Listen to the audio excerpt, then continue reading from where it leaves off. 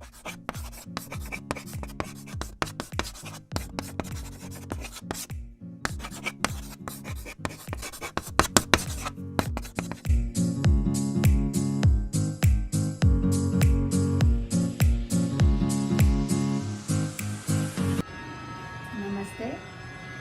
आज मैं 10वीं कक्षा का रविंद्र केलेकर द्वारा लिखित पतझड़ में टूटी पत्तियों में से एक शीर्षक एक प्रेरक प्रसंग है, झेन की देन। इस पाठ पर प्रकाश डालने वाली हूँ।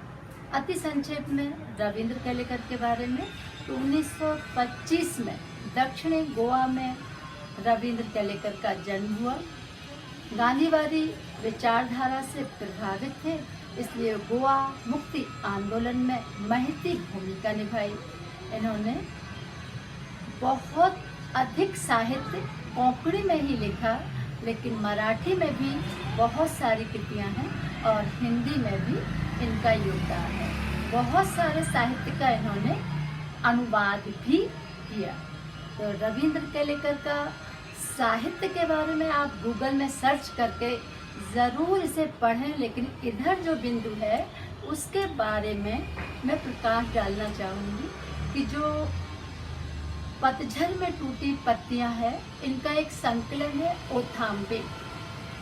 ओथाम्बे कोंकणी शब्द है और जिसका अर्थ होता है कि जो बारिश में पेड़ से पत्तों से जो बूंदें टपक टपक कर गिरती हैं, उसे कोंकणी में ओथाम्बे कहा जाता है। और इन्होंने उसी पर अपना सुंदर सा शीर्षक दिया है उस पुस्तक का, जिसमें प्रेरक प्रसंगों का संकलन है, ओथाम्बे। और जिसने अनुवाद किया, अनुवाद में उन्होंने इसे नाम दिया पतझड़ में टूटी पत्तियाँ। तो ये पतझड़ में टूटी पत्तियाँ इसका अनुवाद नहीं है, पर इससे मिलता जुलता एक सुंदर सा रचनात्मक शीर्षक देने की कोशिश की गई है, जो बड़ा ही खूबसूरत है।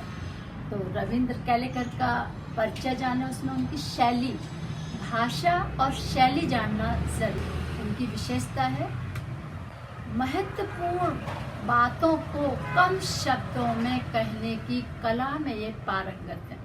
बहुत ही कम शब्दों में इन्होंने प्रकाश डाला है अपने समस्त प्रेरक प्रसंगों में। जैसे एक प्रेरक प्रसंग मुझे याद आ रहा है, बहुत छोटा सा, और कितनी महत्वपूर्ण बातें सामाजिक सरोकारों पर, या कैसे हमें समाज का ध्यान इन बुराइयों की ओर या सामाजिक चीज़ों की ओर आकृष्ट करना चाहिए, इस कला में रविंद्र केलेकर को महारत हासिल है। हम कह सकते हैं कि सार सार को बह रहे और थोथा दे उड़ाए, काम की बात को कहना और बाकी चीज़ों को छोड़ देना। तो भूमिका में महत्वपूर्ण समझती हूँ किसी भी पाठ की भूमिका तक पहुँचूँ, इसके पहले इनका एक प्रेरक प्रसंग जो रविंद्र केलेकर के बारे में आपको ज़्यादा परिचय करवाएगा, तो मैं सुनाती हूँ। इन्होंने अपने एक प्रसंग में लिखा है कि सुकरात हर एक व्यक्ति से प्रश्न पूछते थे और प्रश्न उनके बड़े सामान्य हुआ करते थे। जैसे किसी व्यक्ति को पकड़ा और उन्होंने उससे पूछा कि आपको जब बीमारी होती है तो आप कहाँ जाते हैं? तो व्यक्ति का उत्तर, डॉक्टर के पास। तो बोले, वकील के पास क्यों नहीं जाते हैं? किसी दूसरे व्यक्ति से कि जब आपको कोई कानूनी दांव पेच वाला प्रसंग हो तो आप किसके पास जाते हैं? बोले, वकील के पास। और डॉक्टर के पास क्यों नहीं जाते हैं? जब आपके जूते में खराबी हो या जूता फटा हो तो किसके पास जाते हैं? बोले, मोची के पास। सुकरात कारपेंटर के पास क्यों नहीं जाते हैं? अरे कारपेंटर के पास तब जाएंगे ना जब लकड़ी का काम है, फर्नीचर में कोई खराबी होगी या नया बनवाना होगा। ऐसे छोटे छोटे प्रश्नों से सुकरात अपनी बात पर आते हैं कि जब आप इन छोटी छोटी चीज़ों में आप जानते हैं कि मोची के पास जूते के लिए जाना है, फर्नीचर के लिए कारपेंटर के पास, बढ़ई के पास जाना है, बीमारी में डॉक्टर के पास जाना है, तो हम समाज और देश के नेतृत्व की बागडोर जिनके हाथों में सौंपते हैं, वो अनपढ़ या राजनीति का या राजकाज का ज्ञान ना हो, ऐसे व्यक्तियों को कैसे सौंप सकते हैं? कैसे कोई ऐरा गैरा नत्थु खैरा, मुहावरा जानते हैं ना, कि जिसमें योग्यता ना हो, ऐरा खैरा नत्थु खैरा, उसे कैसे हम मंत्री पद तक पहुंचा सकते हैं? ये है शैली रविंद्र केलेकर की, पिंच करना, सीधा और सटीक बोलना। तो प्रस्तुत पाठ में बहुत ही सामायिक बात पर उन्होंने अपनी लेखनी चलाई है, जो मैं आपके समक्ष स्पष्ट करने वाली हूँ। पाठ का शीर्षक है झेन की देन। झेन की देन बौद्ध दर्शन में एक ध्यान की पद्धति है, और ध्यान की पद्धति ये जो जापानियों को तनाव से रोकती है, अवसाद से रोकती है, इस पद्धति का नाम है चा नो यू, और इसी का जिक्र इस पाठ में हम करने वाले हैं। तो इस पाठ की भूमिका के लिए मैं भी आपसे प्रश्नों के माध्यम से ही जाती हूँ कि कभी आपने देखा है कि कॉरपोरेट में काम करने वाले, बहुत अच्छी सैलरी लेने वाले बच्चे भी अंदर से खुश नज़र नहीं आते। अगर आप ऐसे 10 कॉरपोरेट में काम करने वाले या आजकल किसी भी अच्छे संस्थान में काम करने वाले लोग सुखी नज़र नहीं आते, खुश नज़र नहीं आते, तो इसका कारण क्या है? क्या सैलरी में सुख नहीं है? क्या पैसे में सुख नहीं है? तो रविंद्र केलेकर कहते हैं कि जापान में आजकल प्रतिस्पर्धा बहुत बढ़ गई है, होड़ लग गई है लोगों में कि एक दूसरे से आगे बढ़ना, और इसके लिए कम समय में 1 महीने का काम 1 दिन में करना होता है। और ये जो प्रतिस्पर्धा है, दूसरे से आगे बढ़ने की होड़ है, इसमें हमारा अंदर का सुख चैन खत्म हो गया है। और जब हमारा अंदर का सुख चैन खत्म होता, जब हम अनहेल्दी कॉम्पिटिशन में शामिल होते हैं, तब तनाव, कुंठा, अवसाद और आत्महत्या जैसी घटनाएं घटित होने लगती हैं। इसी बात को उन्होंने बड़े प्रश्नोत्तर शैली में, लेखक रविंद्र केलेकर जापान जाते हैं और जापान में वो अपने दोस्त के साथ बातें करते हैं। तो बातचीत की जो शैली होती है प्रश्नोत्तर, वो सबसे आसान शैली होती है। आपको इसमें प्रश्नों पर अलग से प्रकाश डालने की ज़रूरत ही नहीं होगी। तो रविंद्र केलेकर अपने दोस्त से पूछते हैं कि आजकल यहाँ क्या चल रहा है, कौन सी बीमारियाँ और किस तरह का माहौल है। तो उनका दोस्त बोलता है कि आजकल इधर मानसिक बीमारियां, मनोरुग्णता बहुत बढ़ रही है। पूछते हैं कि इसका कारण क्या है। बोले कारण है कि जापान के लोगों ने अमेरिका से होड़ लगा ली है। जो वहाँ जितनी तरक्की हो रही है, हमें यहाँ भी उनसे भी तेज रफ्तार में आगे चलना है।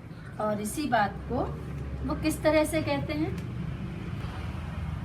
कहने लगे कि हमारे जीवन में रफ्तार बढ़ गई है। यहाँ कोई चलता नहीं बल्कि दौड़ता है, कोई बोलता नहीं बकता है। बकता मतलब अपने आप से बुदबुदाने लगता है।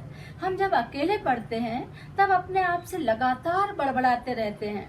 अमेरिका से हम प्रतिस्पर्धा करने लगे। 1 महीने में पूरा होने वाला काम 1 दिन में ही पूरा करने की कोशिश करने लगे। वैसे भी दिमाग की रफ्तार हमेशा तेज ही रहती है।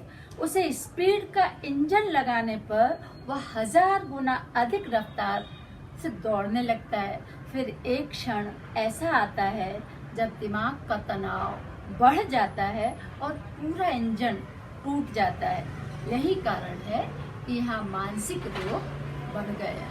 तो आपको स्पष्ट हो गया कि जब हम अपनी क्षमता से अधिक काम करते हैं, जब हमें किसी अस्वस्थ प्रतिस्पर्धा में झोंक दिया जाता है। अगर आपका ही उदाहरण लें तो आपको आपके कक्षा के उस बच्चे से 7 दिन के अंदर आगे लाना है, या आपके पेरेंट्स ने आपके सिर पर कोई वजन रख रखा है कि आपको इतना करना ही है। और जब इस तरह की शर्तों में हम काम करते हैं तो निसंदेह हमारी शक्ति बढ़ती नहीं है, हमारी एफिशिएंसी कम हो जाती है, क्षमता कम हो जाती है और काम की गुणवत्ता भी कम हो जाती है। तो इसी पर रविंद्र केलेकर ने हमारा ध्यान लिया कि जब हम अस्वस्थ प्रतिस्पर्धा में पड़ते हैं तो हम हजारों मानसिक बीमारियों का शिकार हो जाते हैं, और यही जापान में हो रहा है। तो फिर लेखक पूछते हैं अपने मित्र से कि जब इतना तनाव और कुंठा इधर बढ़ रही है तो इसके लिए इधर के लोग क्या उपाय करते हैं।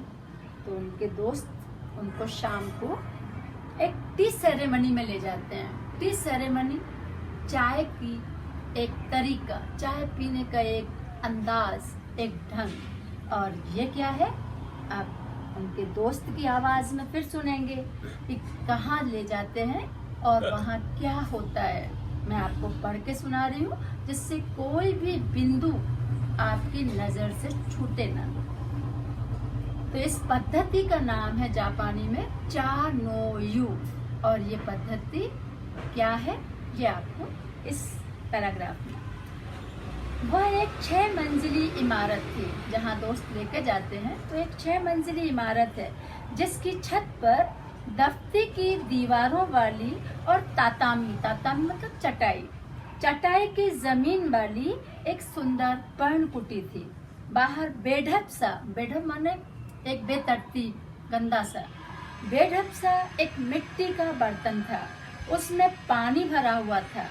हमने अपने हाथ पांव इसी पानी से धोए, तौलिए से पहुंचे और अंदर गए। अंदर चाजीन बैठा था।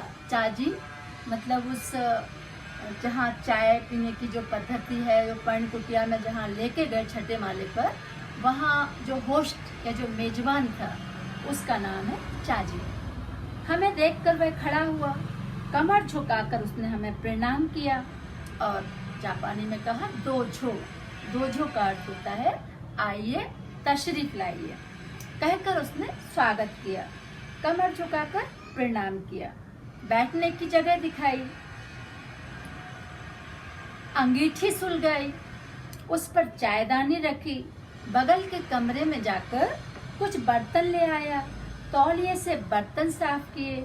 सभी क्रियाएं इतनी गरिमापूर्ण ढंग से की कि उसकी हर भंगिमा से, भंगिमा मतलब हाव भाव, ऐसा लगता था मानो जय जयवंती के सुर गूंज रहे हों।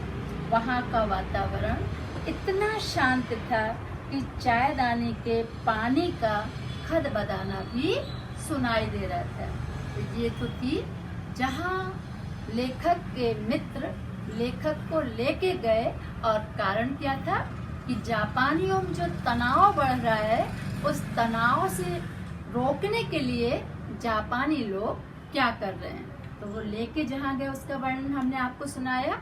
अब उधर क्या होता है, और ध्यान रखना कि ये जापान की एक तनाव कम करने की ध्यान की पद्धति है जिसका नाम है चा नो यू।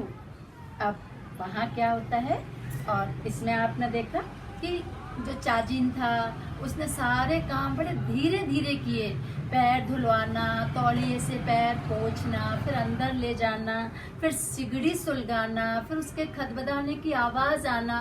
तो एक संगीत में एक सुर है जय जयवंती का सुर, जिसमें सारी चीजें इतने धीरे, संगीत इतना मध्यम और धीमा होता है कि अंदर आत्मा में प्रवेश कर जाता है। तो इधर जो काम हो रहा था वो इतना गरिमामय तरीके से हो रहा था कि लेखक का सारा ध्यान उसकी ओर आकृष्ट हो गया। अब चाय तैयार हुई, उसने प्यालों में भरी, वो प्याले लेखक के सामने रख दिए। वहाँ 3 ही मित्रों का प्रवेश था, मतलब 3 ही लोग इस पर्ण कुटिया में प्रवेश कर सकते हैं, क्योंकि शांति महत्वपूर्ण बात थी। ज्यादा लोग होंगे तो शांति भंग होगी। ध्यान की इस पद्धति में शांति ही महत्वपूर्ण है, इसलिए केवल 3 लोग ही इधर प्रवेश कर सकते थे। और प्याले में केवल 2 घूंट चाय ही दी गई, लेकिन होठों से प्याला लगाकर धीरे धीरे लगभग 1.5 घंटे तक लेखक और लेखक के मित्र उस चाय का आनंद लेते रहे। चुस्कियों का ये सिलसिला चलता रहा। अब इसमें क्या हुआ, ये ध्यान की पद्धति आपको भी बड़ी अजीब लग रही होगी, लेकिन लेखक कहते हैं कि 10-15 मिनट तो उन्हें कुछ समझ में ही ना आया। उलझन में पड़े रहे। फिर उन्होंने देखा कि जब शांत माहौल में धीरे धीरे चाय चुस्कियों के साथ पी तो उन्हें ऐसे लगा कि वर्तमान का जो समय है वो बड़ा लंबा खिंचता चला जा रहा है। अंदर की आवाज और सन्नाटे की आवाज लेखक को सुनाई देने लगी और इसमें लेखक के ज्ञान के चक्षु खुले। लेखक ने एक नया अनुभव किया। लेखक ने जो नया अनुभव किया वो क्या था? प्रश्न है कि किस तरह के अनुभव से लेखक गुजरे। तो लेखक कहते हैं कि अक्सर हम या तो गुजरे हुए दिनों की खट्टी मीठी यादों में उलझे रहते हैं या भविष्य के रंगीन सपने देखते हैं। हम या तो भूतकाल में रहते हैं या भविष्य काल के ख्याली पुलाव बनाते रहते हैं। असल में दोनों ही काल मिथ्या है। लेखक को इस सत्य का भान हुआ कि ना तो हमारा अतीत जो समय गुजर गया है, पास्ट, ना तो वो सच है और ना आने वाला समय जो कल आना है वो भी सच नहीं है। मिथ्या का अर्थ है झूठा है। एक चला गया है और दूसरा भी आया नहीं है, इसलिए ये सच नहीं है। हमारे जीवन में जो वर्तमान समय है, जिस समय लेखक चाय की चुस्कियां ले रहे हैं, बस यही समय सत्य है और यही सच है। तो लेखक को जिस सत्य का भान हुआ वो ये हुआ कि हमें केवल वर्तमान का आनंद उठाना चाहिए, वर्तमान में जीना चाहिए। इस तरह वो चाय पीते पीते लेखक के दिमाग से अतीत से कनेक्शन भी टूट गया और भविष्य के ख्याली पुलाव भी बनना बंद हो गए। और इसमें क्या हुआ कि हमारी सारी शक्ति वर्तमान में लग गई और वर्तमान अनंत काल जितना लंबा लगने लगा। तो बच्चों, आपको यही इस पाठ से शिक्षा मिल रही है कि सबसे पहली बात तो हमें वर्तमान में जीना सीखना चाहिए। किसी ने कहा कि अगर प्रेजेंट में जीना सीख जाएंगे तो प्रेजेंट बन जाएगा। जीवन की अगर हम कहें आर्ट ऑफ लिविंग है तो वो है वर्तमान में जीना, हर क्षण का आनंद उठाना।